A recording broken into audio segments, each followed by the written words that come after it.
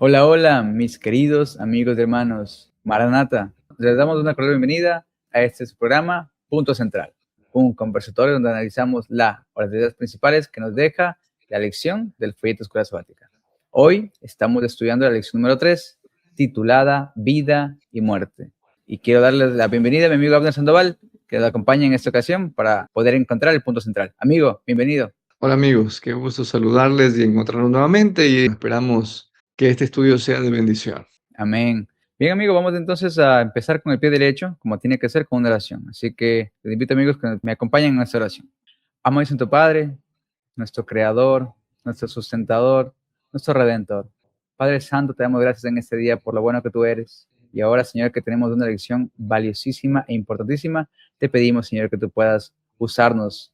Señor, toca nuestras mentes. Úsanos a nosotros para que digamos palabras de vida y que este estudio sea de bendición para todos los que lo escuchen. Te lo pedimos, Señor, sin merecerlo, pero confiando en los méritos. Te dejamos de Cristo Jesús. Amén. Amén. Bien, amigo Abner, creo yo que tanto tú como yo vamos a coincidir con el punto central, que se encuentra para mí Filipenses 1, versículo 21.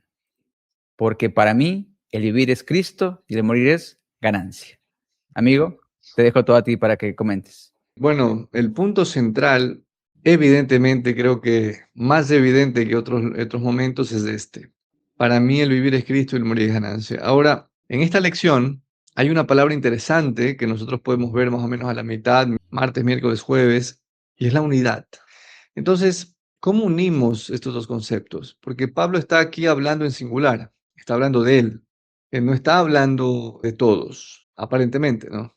Entonces, ¿cómo este versículo genera unidad? ¿Cómo es posible que nosotros podamos entender este versículo a la luz de esta iglesia, ¿no? Este grupo de personas? Creo que un estudio muy superficial nos puede llevar a entender, por ejemplo, ¿qué es morir? Para mí el vivir es Cristo, el morir es ganancia. ¿Por qué es ganancia? Una forma literal, es decir, que si yo muero, obviamente lo siguiente que voy a ver es a Cristo. Fácil, no es muy difícil entenderlo. Nosotros creemos en la resurrección, creemos que no hay vida después de la muerte, no creemos que si nos morimos nos vamos al cielo, el alma se va al cielo, ya lo sabemos que no. Entonces, ese es la primera esfera de conocimiento, ¿cierto? La literalidad. Sin embargo, Jesús habló también, y Pablo mismo habla en Romanos, de otro tipo de muerte y otro tipo de vida. Ejemplo, Romanos capítulo 8. En Romanos capítulo 8, yo les voy a invitar a leer un par de versículos. Nosotros podemos ver que Jesús muere literalmente, y luego vive literalmente. Pero ahora en el versículo 11, desde el 10, y ahí ya las cosas se empiezan a volver más espirituales. Leamos rapidito. Pero si Cristo está en vosotros, el cuerpo en verdad está muerto. Mira, ya no estamos hablando de forma literal, estamos hablando ahora en términos espirituales. A causa del pecado, ¿cierto? Esa es la razón por la cual está muerto. Mas el espíritu vive a causa de la justicia. Y el 11. Y si el espíritu de aquel que levantó de los muertos a Jesús habita en vosotros, ¿te acuerdas? Para mí el vivir es Cristo. El que levantó de los muertos a Cristo vivificará también vuestros cuerpos mortales por medio de su espíritu que habita en vosotros. Entonces, cuando nosotros hablamos de el vivir, para mí el vivir es Cristo, estamos hablando de esto. No es una acción propia. Pablo mismo nos explica en Romanos que es el espíritu de aquel que resucitó a Jesús de los muertos. Ese espíritu vivifica nuestro cuerpo que está muerto a causa del pecado. ¿Por qué es importante entender esto en el ámbito espiritual? Porque si nosotros no entendemos esto, queridos amigos, nosotros no podemos entender la unidad. Mucho se ha hablado en diferentes momentos, diferentes lugares. Tenemos que ser unidos y entonces colocamos una serie de requisitos. Tenemos que ser amables, tenemos que ser bondadosos, y parece que la lista se extiende cada vez más. Y entonces, aparentemente, el cristianismo se empieza a volver un poco abrumante. Tenemos tantos requisitos que cumplir para poder ser unidos. Entonces, hoy estamos promoviendo la misión. Está bien, excelente, es lo que Dios mandó. La misión. ¿La misión nos va a unir? No, no nos va a unir la misión. ¿Qué es lo que nos une, amigo Johnny? ¿Por qué? Porque yo digo que no nos une la misión. ¿Qué dice 1 Corintios capítulo 2, en versículo 14? Entonces, en 1 Corintios capítulo 2, versículo 14, nosotros encontramos la razón por la cual muchas veces acciones, incluido el ser misionero, no nos unen, porque pareciera que si todos hacemos lo mismo, entonces vamos a estar unidos. Y tú y yo, Johnny, jugamos fútbol y estoy seguro que más de unos, queridos hermanos, ustedes también jugarán fútbol, o básquet o algún deporte en equipo. Y el hecho de que tenga el mismo uniforme, pertenezca al mismo equipo, tenga el mismo capitán, no quiere decir que el equipo va a jugar unido. No es una garantía. Las acciones que hacen al equipo no le da la garantía. Pablo lo explica de otra manera. Dice lo siguiente, pero el hombre natural no capta, no entiende las cosas que son del Espíritu de Dios, porque para él son locura y no las puede conocer, porque se han de discernir espiritualmente. En cambio, el espiritual discierne todas las cosas, pero él no es enjuiciado por nadie. Y el versículo que tanto nos gusta, Johnny, porque aquí conoció la mente del Señor para que pueda instruirla, mas nosotros tenemos la mente de Cristo. ¿Qué significa esto? Nosotros no podemos, por acciones, unirnos. La clave está en morir. ¿Morir a qué? A todo, al renunciamiento absoluto. Ese es mi punto central, Johnny. Para ser unidos, nosotros solamente alcanzaremos la unidad si tenemos este espíritu de Cristo que Pablo lo manifiesta en Filipenses capítulo 1, versículo 21. Para mí el vivir es Cristo, el morir es ganancia. He renunciado a todo, inclusive a mi vida. Y más adelante él va a decir, porque si es necesario que yo esté en la carne acá, lo hago contento. Y si tengo que morir, amén. He renunciado a todo. Nada más me pertenece. No anhelo nada más. Es más, me alegra que cuando el Señor va a venir, mi alegría no va a ser que yo sea salvo y vaya a las mansiones celestiales, sino que otros han conocido y otros han aceptado la recompensa de Cristo. Amigo, solamente con ese espíritu puede existir verdadera unidad. Cualquier acción que vaya antes del espíritu no genera nada. Cualquier acción que vaya posterior a este espíritu de unidad es una acción con un poder inimaginable. Una vez que el espíritu ha sido dado, ahora sí vaya. Eso es lo que, amigo, yo creo que es el punto central. Renunciar a todo. Cuando el Señor envió a los 12, ¿qué les dijo? No, ellos no lleven nada. Entonces, renunciar a todo es la clave de esta lección, en mi opinión. Sabes que Lucas 14 habla de eso, lo que cuesta seguir a Cristo. Y el Señor Jesús primero empieza diciendo, el que no es capaz de dejar a su padre, madre, hermano, esposa, hijos, no es digno de ser mi discípulo. Primera vez. La segunda ocasión, Él dice, el que no es capaz de tomar su cruz y venir en pos de mí, no es digno de ser mi discípulo. Y finalmente, la tercera vez, el Señor dice, todo aquel que no es capaz de dejar todo, todo cuanto posea, no puede ser mi discípulo. Todo aquel que no es capaz de dejarlo todo, y llámese todo a cualquier cosa, no solamente cosas materiales, porque puede ser Inclusive la vida. la Sí, libertad, dejar la vida por él, no es digno de ser mi discípulo. Sabes que cuando yo te escuchaba hablar, yo me gloriaba en el Señor.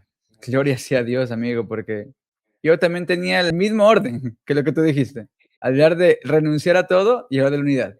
Es que es eso. Ese es el punto central de la escuela sabática. Y lo es porque tan importante lo que es morir al yo. Tenemos que morir. El morir es ganancia. Ciertamente uno se lo puede explicar, como lo dijiste tú, de una forma de muerte física. Porque si yo muero en Cristo, lo que pasará cuando yo despierte será ver a Cristo en las nubes, llamándome, brother, cosa para más hermosa. Poner el ejemplo de Esteban. Brother, Esteban, cuando fue apedreado, él pudo contemplar a Cristo y lo vio con gloria, el Hijo. Veo al Hijo del Hombre que está sentado. Brother, le caían piedras. A él no le importaba nada, ni siquiera sentía, porque él estaba extasiado viendo a Cristo Jesús. Lo próximo que él verá va a ser la misma escena. Y yo te digo algo, ese testimonio de ese hombre, de Esteban, fue lo que hizo un clic en Pablo. Lo que sí. dijo, espérate, aquí hay algo. Ahora, ¿por qué es tan importante morir al yo, amigo? Porque el yo nos separa de Cristo. ¿Qué es el yo? El yo es esa parte de nosotros que solo busca lo suyo, que busca lo que quiere, que busca imponer sus reglas, sus órdenes, busca imponer su voluntad por encima de la voluntad de otros, en especial la voluntad de Dios. Ahí entra el yo. Yo quiero, yo pienso, yo esto, yo lo otro. Ese yo, del cual habla todo el Evangelio, ese yo tiene que morir. ¿Por qué? Porque fue el yo, ojo, el yo es una mente satánica, por cierto. Eso fue lo que nos causó la separación en el Edén. porque Eva codició el fruto y lo quiso para sí misma. Dijo, yo quiero ese fruto. Y Satanás fue, oye, es rico el fruto, tómalo, si es bueno para ti. Pero sabe que si tú comes de él, vas a ser como Dios. El yo nos separa de Cristo. Amigo, Perdón, hay algo interesante solamente para no dejarlo de Eva. Si tú le decías a Eva, imagínate que estás al lado de ella y le dices, Eva, por preferirte a ti misma, por preferir la satisfacción de comer el fruto para satisfacer tus deseos en este momento y tu curiosidad, va a haber una primera y segunda guerra mundial. Se iba a reír Eva, ¿no? Porque la preferencia del yo, el egoísmo, el orgullo, parece inocente cuando uno lo tiene. Parece que no pasa nada, parece que está bien, parece que me va a hacer bien. Por eso hoy se predica como el gran descubrimiento del siglo XXI, el amarte a ti mismo. Porque parece inocente, parece que hace bien. Pero justamente lo que tú mencionas, ¿no? El amor a uno mismo, el egoísmo, es donde Satanás pudo sembrar la semilla para que luego Eva se convierta en tentadora y con la caída de Adán toda la raza humana caiga. Te sigo, te dejo. amigo, esa es la mente de Satanás. Esa es la mente satánica, de pensar lo que me conviene, lo que yo quiero, de exaltarme a mí mismo, el amarse a uno mismo, el estimarse a uno mismo, el tener mucha autoestima, que muchos también te dicen que es algo bueno. Amigos, el evangelio te muestra vez tras vez, la hermana Joy te confirma que eso no es bueno. Eso es lo que abarcó la mente de Satanás e hizo que él se separara en el cielo. Y esa mente él nos la compartió y pecamos en el Edén, nos separamos de Dios por causa de preferir lo que yo quiero, lo que yo pienso, en lugar de lo que Dios quiere y lo que Dios piensa y lo que Dios decide. Así que morir al yo es algo crucial. Por algo Pablo dice, con Cristo es juntamente crucificado, ya no vivo yo, mas vive Cristo en mí. Yo ya morí, yo ya fui crucificado, me rendí, renuncié, yo ya dejé de vivir, ahora Él vive en mí. En Mateo 6:24, Cristo nos deja la misma idea cuando nos dice que el que quiera seguir en pos de mí, niéguese a sí mismo, tome su cruz y sígame. ¿Negarse a qué? Negarse a uno, negarse al yo, negarse a quererse a uno o estimarse uno por encima de los demás o por encima, sobre todo, de Dios. Así que, amigos, no podemos servir a dos señores. No puedo yo servir al yo, servirme a mí mismo y servir a Cristo. Es imposible, es incompatible. Así que, para yo poder servir a Cristo, tengo que erradicar el yo.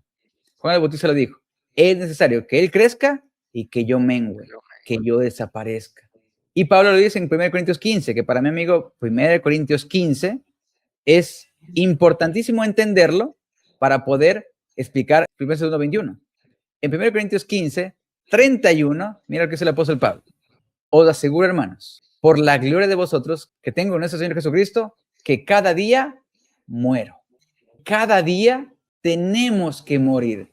El morir no es algo que pasa una vez y de ahí ya es algo que no cambia. No, cada día muero. Todo el tiempo tengo que morir. Morir a cada instante, en cada momento, porque el momento en el que el yo vive, Cristo no está presente.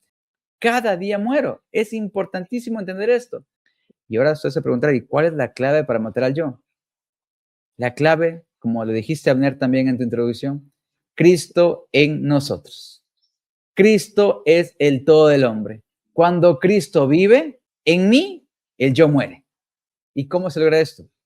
Pues contemplando a Jesús. ¿Y qué pasa cuando yo pido ayuda? ¿Qué pasa cuando yo estoy contemplando a Cristo? El Espíritu trabaja. El Espíritu da testimonio de Él. El Espíritu nos está dando vida. Eso es un milagro. Es la obra del Espíritu Santo. Él nos vivifica. Es la obra de Dios que bate en el polvo la gloria del hombre y hace por el hombre lo que éste no puede hacer por sí mismo. Y Es obra de amigo, Él. ahí respondiendo a esta pregunta que tú hiciste, que yo sé que es retórica, pero que también quiero aportar, cuando tú dices, ¿cómo hago para que Cristo vive en mí?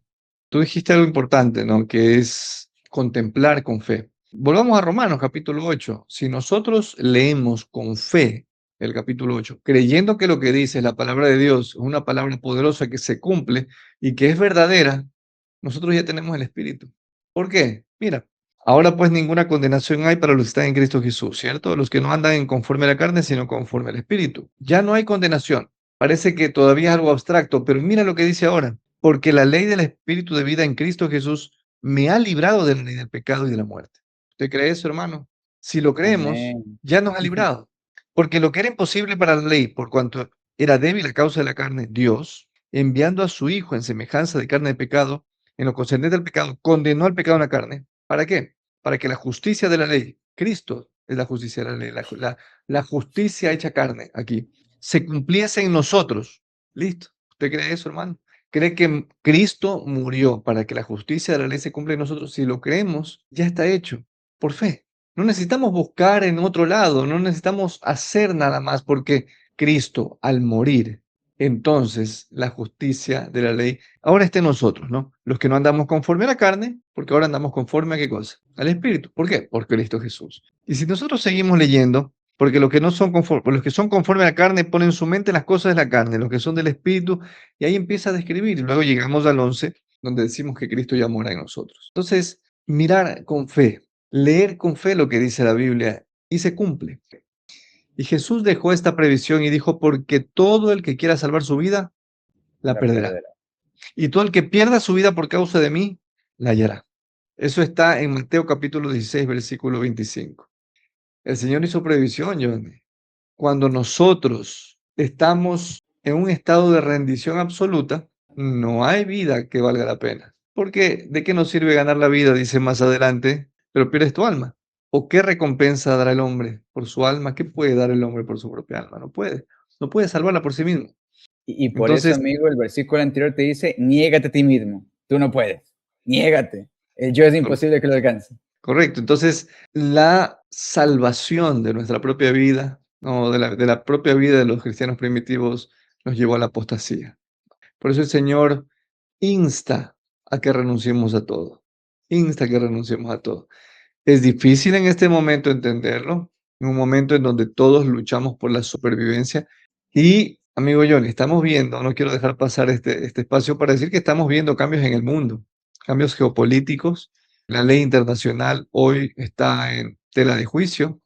Aquella nación que le respetaba tanto y que era el árbitro y el juez mundial, político y económico, hoy ha roto todas las leyes internacionales. Estamos entrando en un cambio. Cada vez vamos a empezar a ver más injusticias, eso está predicho también. Yo creo que ya estamos viviendo momentos en que estos ángeles ya están dejando de retener los vientos. Y cada vez, querido amigo, vamos a sentir más necesidad de salvar nuestra vida. Y querido hermano, ¿hemos renunciado totalmente a nuestra vida y a todo lo que tenemos? Es una muy buena pregunta. Sin el renunciamiento, vuelvo y repito, no hay posible unidad. Es que esto es clave. El Evangelio eterno habla de esto. Habla de renunciar al yo, de rendirse por completo, entrega total y plena para que Él se levante, para que Él viva en nosotros. Y yo quiero aquí compartirte lo que dice 1 Corintios 15:34.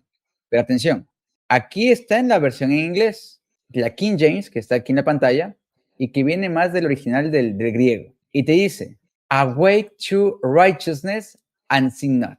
Traducido, levanta la justicia y dejas de pecar. Amigos, cuando la justicia es levantada o es despertada en nosotros, el pecado no tiene alternativa. Esa es la única manera de dejar el pecado de este mundo, cuando la justicia se despierta en nosotros. ¿Y quién es la justicia? Lo hemos hablado en repetidas ocasiones, pero vale repetirlo. Cristo, nuestra justicia. Dios puso todo en Cristo, no para que podamos nosotros ser justos por nosotros, porque no hay justo ni en uno, esa es la palabra.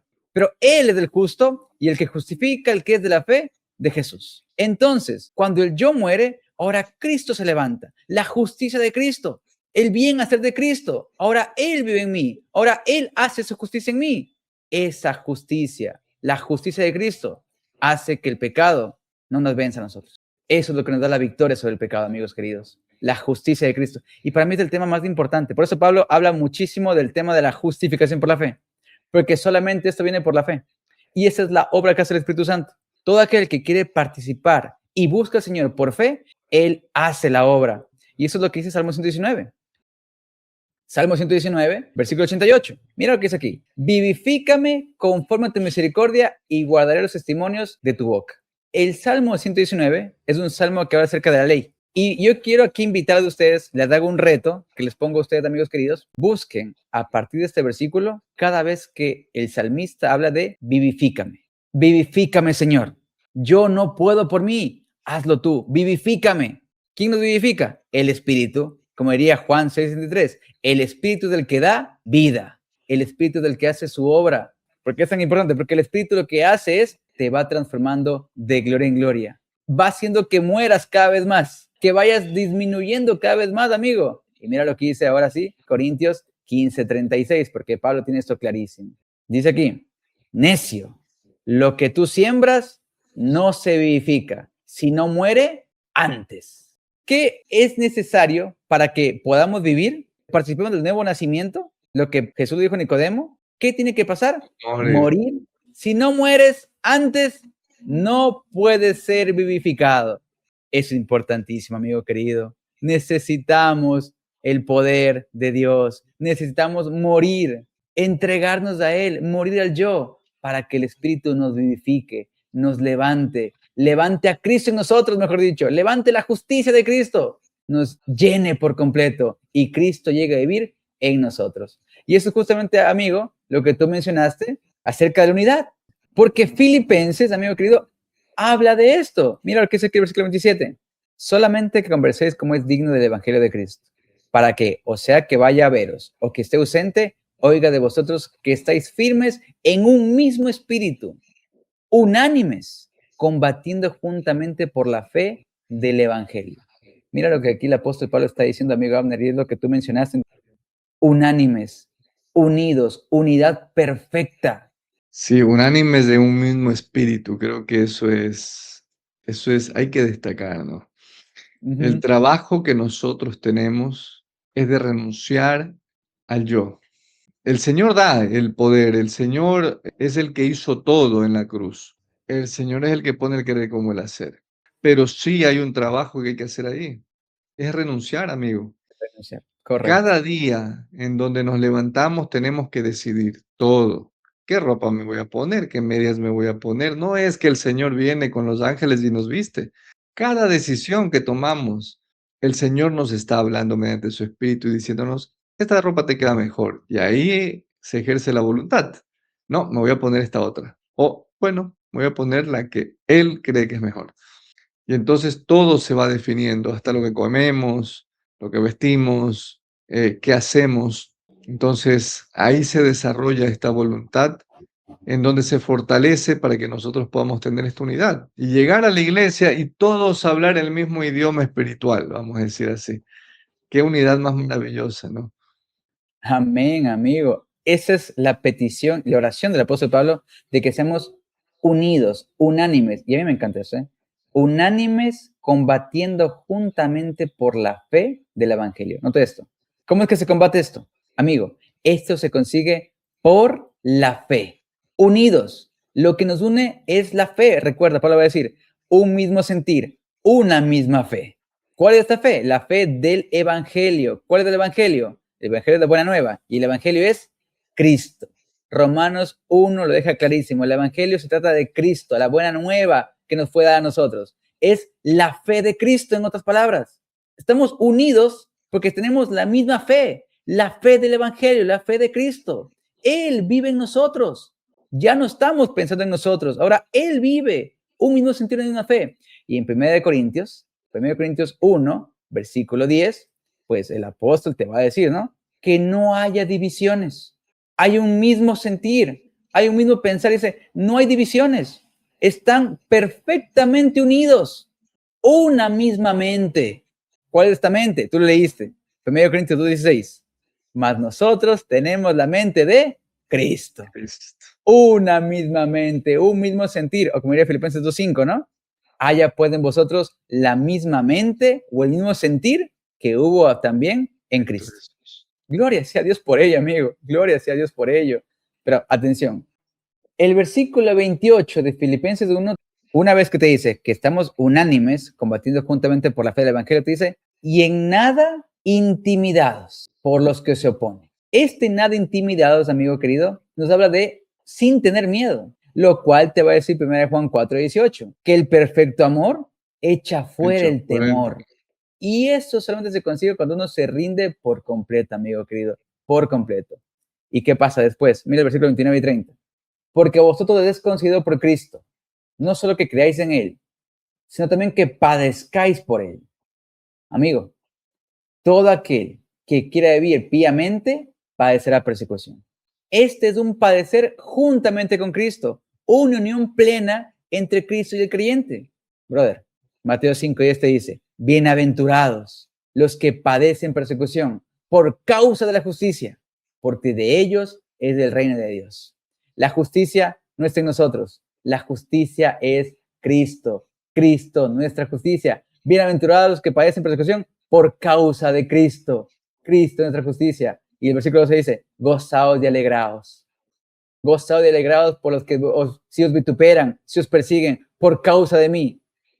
Gozaos y alegraos. Alégrense, regocíjense, amigo. Juan 16:33, Jesús nos dijo, en el mundo tendréis aflicción, pero confiad, yo he vencido al mundo.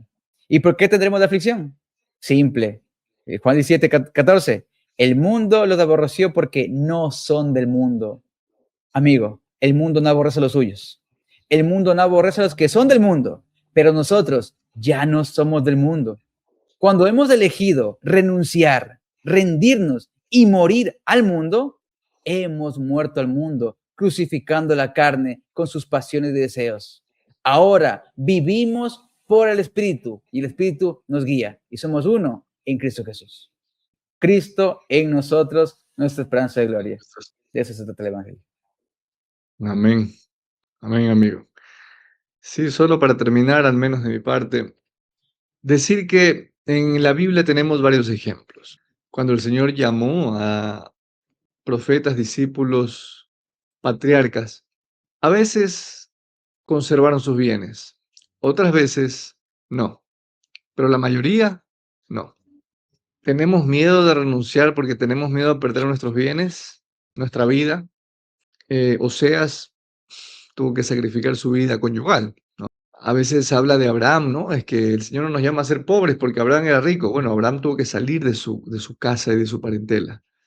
Eso en su contexto. Y amigo, Abraham tuvo que ser probado para renunciar a su hijo, que era su todo, Claro, por amor a Dios. materialmente y emocionalmente tuvo que renunciar a todo. Tenemos el ejemplo de Job. Yo no sé qué va a pasar mañana conmigo, amigo. No sé si me hago entender. Claro, hoy podemos saber que Job fue fiel porque después se le devolvió todo. No, en el momento que Job perdió todo, no sabía que iba a recuperar todo. A él también se le llamó a perder a todo, a entregar todo. El Señor ha llamado. Después se le devolvió, sí, pero en ese momento no sabía. Nosotros no sabemos, amigos, qué va a pasar con usted, hermano, qué va a pasar conmigo. Tengamos confianza nada más. Nuestra fe, nuestra mente está en Cristo Jesús, que renunció a todo, dejó todo por nosotros, ¿no? Y eso es lo que nos va a unir y nos va a La palabra motivar. dice, amigo, que Cristo no se estimó en nada. Nada. Dejó todo, dejó el trono, dejó todo. Brother, Él nos dejó el ejemplo máximo de lo que es dejarlo todo por servir a los demás. Amén. Entonces, oremos los unos por los otros para fortalecernos, ser fuertes y decir, Padre amado, oro por el hermano Abner para que tú le des fuerza, fe para renunciar a todo lo que tú digas que renuncie, que renuncie. Y así mismo unos por los otros, amigos, porque ya es momento. Todo aquel que es capaz de renunciar a todo, de entregarlo todo, es un discípulo de Cristo y un heredero del reino de los cielos. Amén. Y antes de despedirme, amigo, quiero pedirte pues que nos digas una oración para poder cerrar con broche de oro ese estudio. Oremos. Padre Santo, gracias te damos porque tú nos diste estos minutos para repasar tu evangelio. Padre, tú conoces nuestro corazón egoísta, orgulloso y aferrado a las cosas de este mundo. Por eso, hoy oramos a ti para pedir que en tu iglesia obres de una manera poderosa. Que tú toques todos los corazones necesitados de ti y continúa, Padre amado, moviéndonos a renunciar a todo. Que el morir es ganancia, Padre amado, y el vivir es Cristo, puedan ser entendidas profundamente en nuestros corazones. Necesitamos como iglesia unirnos más en un mismo espíritu, Padre amado. Oramos por eso.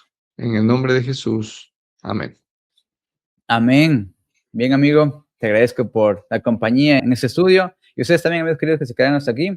Gracias por habernos acompañado. Les solicitamos, pues, si a usted le gusta este video, pues, que le pueda dar me gusta, lo comparta, se suscriba al canal y que podamos ser, pues, un canal de bendiciones para todos los que nos puedan escuchar. Que Dios los bendiga. Hasta una próxima. Amén. Chao, chao.